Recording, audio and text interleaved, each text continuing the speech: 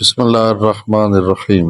اقبال کے چند اشعار کا مفاہیم جو ہیں معنی و مفہوم آپ کو بتانا چاہتے ہیں۔ فرماتے ہیں تو سمجھتا ہے یہ سما ہے دل آزاری کا، امتحان ہے تیرے ایثار کا خودداری کا۔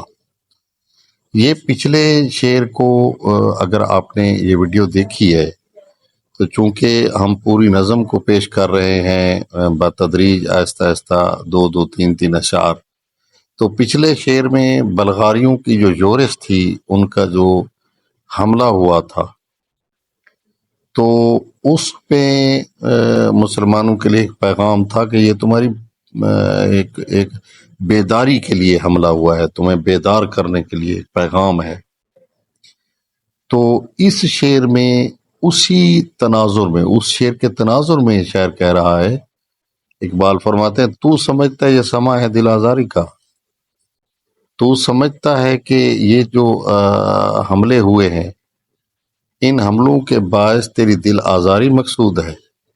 نہیں، یہ تو دراصل تیرے ایثار اور خودداری کا امتحان ہے کہ تجھ میں جذبہ ایثار کتنا ہے۔ ایثار یعنی اپنی ضرورت پر دوسروں کو ترجیح دینا۔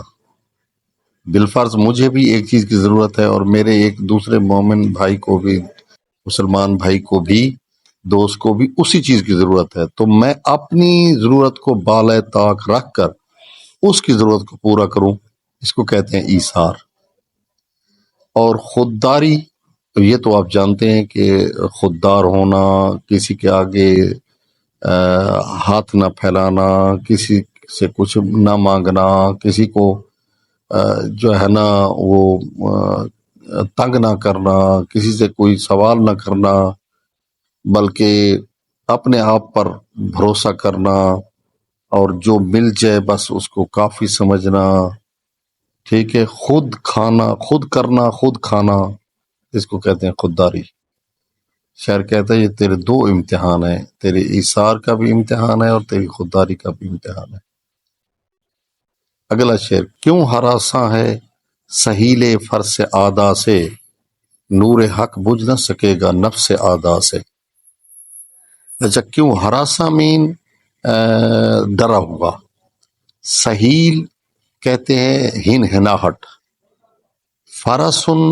فرسن کا جو لفظی معنی ہے وہ ہے دانا، عربی میں فرسن دانا کو کہتے ہیں، اور چونکہ گھوڑا ایک دانا جانور ہے اس لیے گھوڑے کو کہتے ہیں فرسن، اور اس فرسن سے نکلا ہے لفظ فراست، جس کو اردو میں ہم استعمال کرتے ہیں فہم و فراست، ٹھیک ہے، سمجھ بوجھ۔ آدا عدوون کی جمع ہے آدا، دشمن۔ نور حق یعنی حق کا نور، توحید کا نور، اسلام کا نور، ایمان کا نور، بجھ نہ سکے گا، نہیں بجھ سکے گا، نفس آدا سے یعنی آدا کے پھونکوں سے ہے۔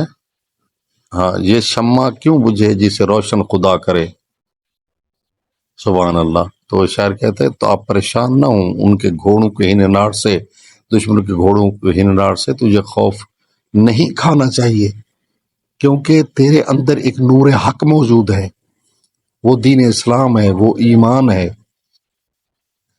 وہ دشمن کے پھونکوں سے یہ چراغ بجھتا نہیں ہے، اسلام کا چراغ، ایمان کا چراغ، تیری پاکیزہ فکر کا چراغ، یہ بجھے گا نہیں، تیرا نظریہ مٹے گا نہیں، تو مطمئن رہے۔